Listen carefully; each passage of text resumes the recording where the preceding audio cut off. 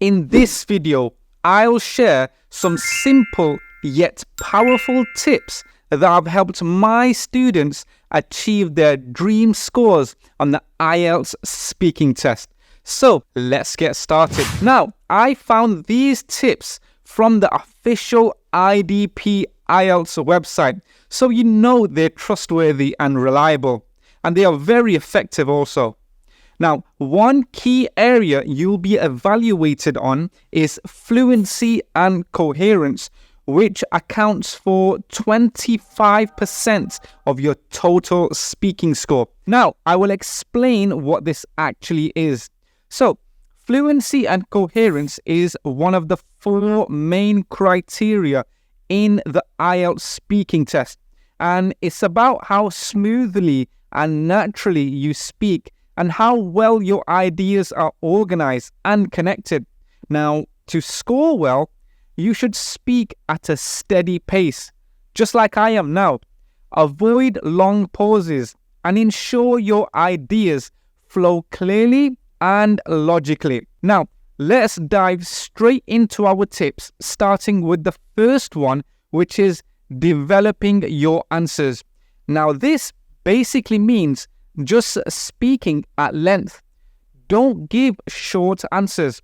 So if you look at your screen, you can see that to get a band 6, you need to speak at length.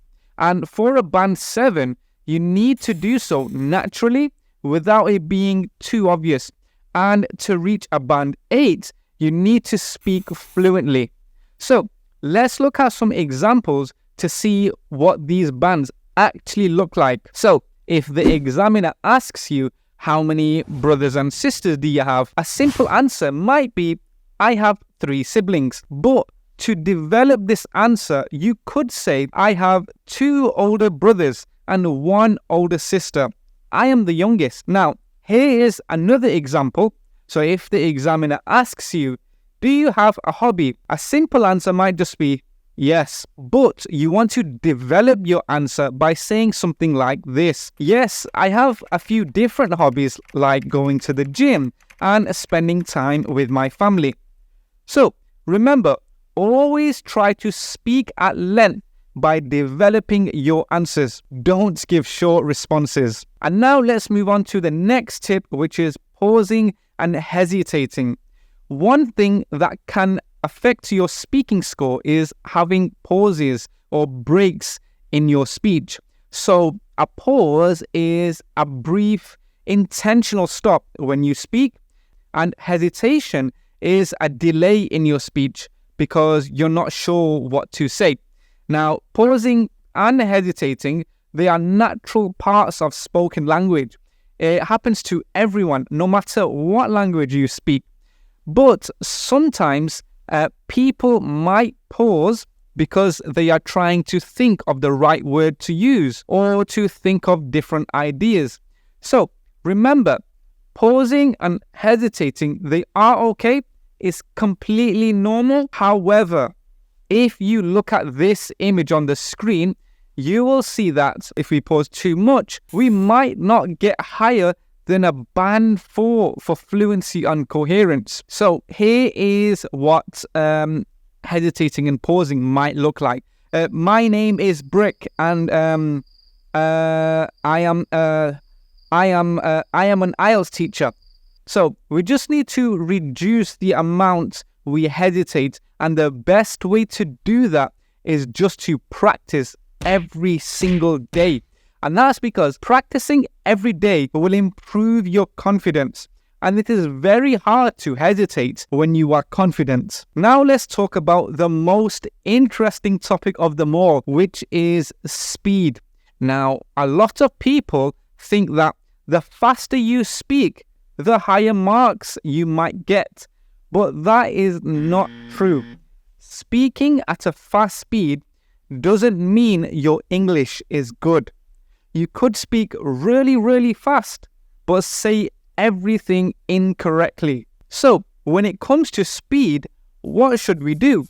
Well, according to the IDP IELTS website, you should speak at a natural pace and not race through your answers. So, if we shouldn't speak too fast, Does that mean we should speak really slow?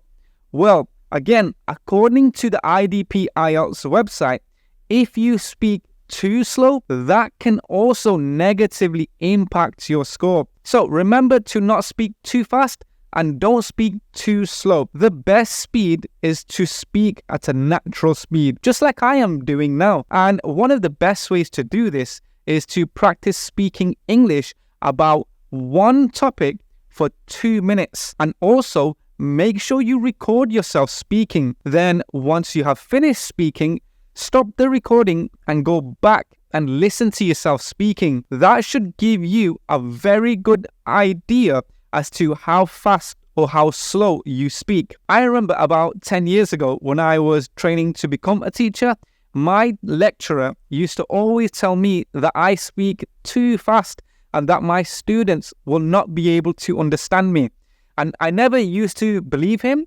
It was only until I recorded myself speaking that I actually realized how fast I speak. So make sure you record yourself and analyze how fast or how slow you speak. Okay, so the next technique that can help us get a higher mark in our speaking exam is something I've talked about many times before on this channel, and that is to use connectives. So, what are connectives? Well, connectives are words that help link your ideas together smoothly when you speak. And here are some examples of connectives on your screen. So we have words like because, and, so, also, moreover, in addition, furthermore. So let's compare the different band levels when using connectives. So a band 4 will show us that we can link basic sentences, but with repetition of using simple connectives.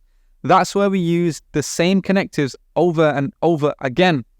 A band 5 is, again, where we overuse some of those connectives. A band 6 is where we use a variety of different connectives, but we might use some of these not in the correct way. And to get a higher score, we want to show the examiner that we can use a variety of connectives and we can use them with a lot of flexibility. Now, to get a band 7, you also need to use discourse markers, but we won't talk about that in this video. Now let's move on to the 5th tip, which is coherence. So what is coherence? Well, coherence is basically how well your ideas connect and how easy they are to follow. Now, this is important because without good coherence, you could lose marks. So let's look at some examples of good coherence and bad coherence and let's compare them.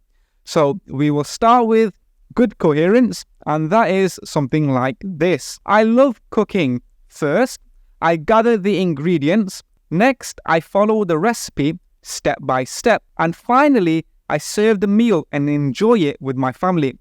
Can you see how everything is in the right order and is all organized? So let's compare this with an example of bad coherence, just so you can hear how that sounds. An example of bad coherence is, I love cooking. Sometimes the ingredients are on the counter, recipes are useful, I enjoy the meal. So as you can see, everything was a little bit all over the place. It wasn't organized. So coherence is so important that if you don't have it, it is a sign of a low score, as you can see on your screen. Now, that brings us to the end of this video. If you liked the video, then like the video. And if you benefited from this, you might want to check out this video on your screen that YouTube strongly recommend you to watch. Don't forget to subscribe, and I will see you in the next video. Bye-bye.